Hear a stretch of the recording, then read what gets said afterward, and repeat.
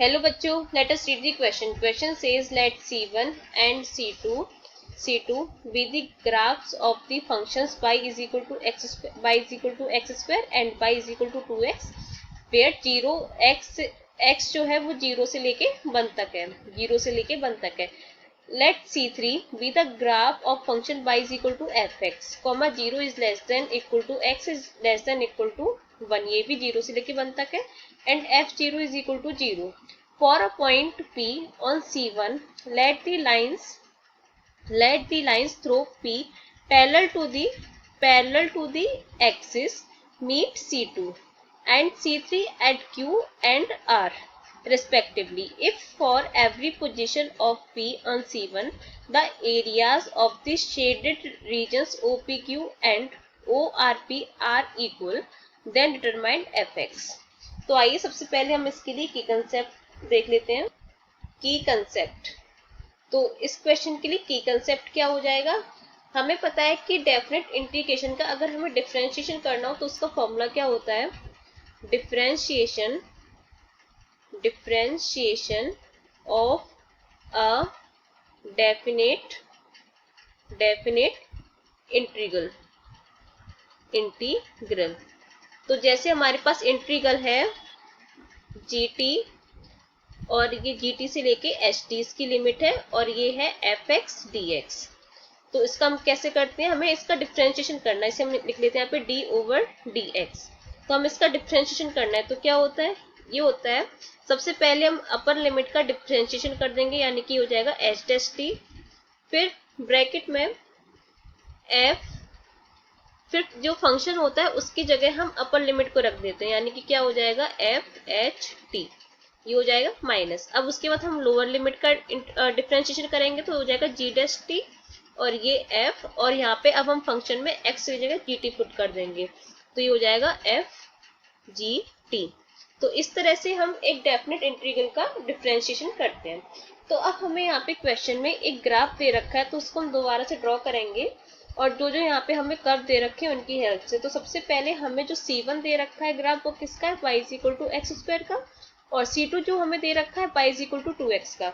और ये हमें कहाँ से कहाँ तक लेना है, 0 से लेके 1 तक ही लेना है. तो इसको पहले ड्रॉ कर लेते हैं. तो यहाँ पे ये हो जाएगा, ये हमने ली y एक्सिस और ये हो गई x एक्सिस.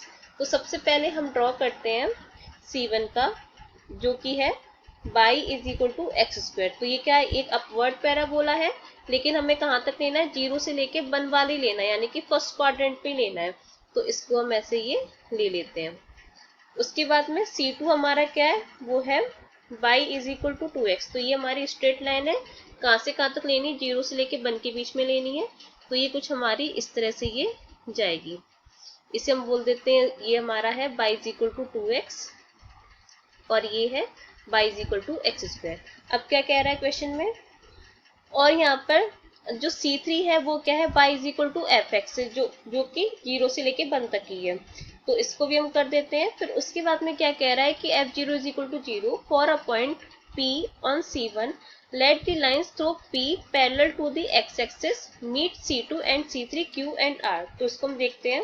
तो यहाँ से ये हमें यहाँ पे बोल रहा है कि जो C3 है उसको हम इस तरह से कुछ कर्व कहीं पर भी यहाँ पे ले लेते हैं, 0 से लेके 1 के बीच में लेना है. तो ये कर्व हम यहाँ पर ले लेते हैं, क्या है, y is equal to f x का. तो ये हमने यहाँ पे ये y एक्सिस के पैरेलल ले ली, ये हमने यहाँ पे x एक्सिस के पैरेलल ले ली. तो ये वाला पॉइंट कौन सा हो जाएगा, ये वाला हो जाएगा P, ये वाला हो जाएगा Q. और इसको हम थोड़ा सा आगे बढ़ा दें तो हमारा ये वाला एरिया, ये वाला एरिया और ये वाला एरिया हमें क्वेश्चन में इक्वल बोला गया है. क्वेश्चन में दोनों एरिया कैसे हैं, दोनों इक्वल हैं. तो यहाँ से क्या हो जाएगा, हम यहाँ पे लिख सकते हैं एरिया ऑफ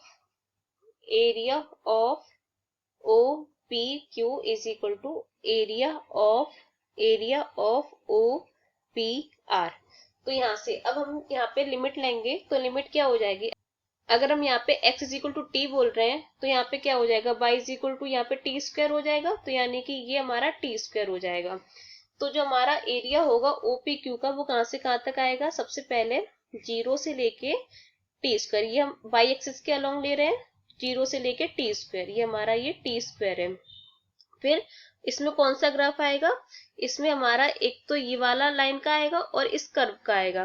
तो यहाँ पे ये हो जाएगा, कर्व का क्या है, y is equal to x square है, तो x इज इक्वल टू कितना हो जाएगा, रूट बाई हो जाएगा, रूट बाई, और यहाँ से x is equal two by upon 2, तो ये हो जाएगा, और ये dy इज इक्वल टू, अब यहाँ पे OPR का देखते हैं, तो ये हम x एक्सिस के अलोंग देखेंगे, तो क्या हो जाएगा, 0 टू t लिमिट हो जाएगी, और ये एक तो ये वाला कर्व है, और एक ये fx वाला कर्व है, और ये एक्स स्क्वायर वाला कर्व है, तो यहाँ से हो जाएगा x square minus F x, और ये dx। तो अब हम इसका दोनों तरफ डिफ्रेंशिएशन कर देंगे, तो यहाँ पे हम लिख सकते हैं differentiate both sides with respect to t। तो अब जो हमने की कंसेप्ट में फॉर्मूला पढ़ा था डेफिनेट इंटीग्रेशन का, उसे हम यूज करेंगे। तो यहाँ से हमारा क्या हो जाएगा, ये हमारा टी स्क्वायर अपर लिमिट है और 0 लोअर लिमिट है, तो यहाँ पे ये हो जाएगा, पहले तो हम टी स्क्वायर का वो डिफ्रेंशिएशन करेंगे, तो हो जाएगा 2t, और रूट बाई की जगह हम यहाँ पर अपर लिमिट यूज करेंगे, तो क्या हो जाएगा, रूट टी स्क्वायर माइनस का टी स्क्वायर बाई 2। अब हम यहाँ पे लोअर लिमिट का इंटीग्रेशन वो डिफ्रेंशिएशन करेंगे, तो ये 0 है, तो इस तरह से पूरा टर्म आगे का 0 हो जाएगा, तो इसको हम इतना ही रहने देते हैं इधर। अब राइट में करते हैं, t का डिफ्रेंशिएशन 1 होता है, फिर एक्स स्क्वायर की जगह हम टी स्क्वायर, और माइनस का ये हो जाएगा एफ टी, और ऐसे यहाँ पे हम 0 का जब करेंगे, तो फिर ये भी हमारा पूरा आगे का टर्म 0 ही हो जाएगा।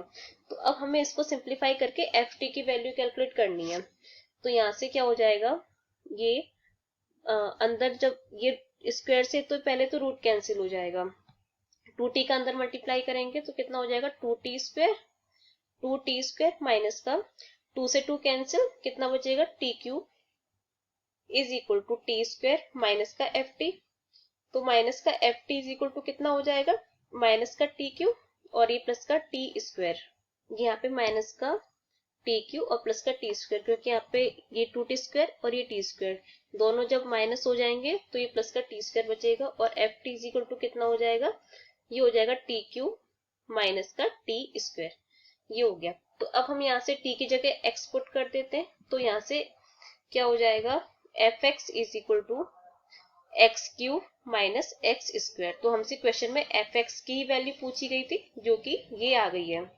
Hope you understood well, best of luck.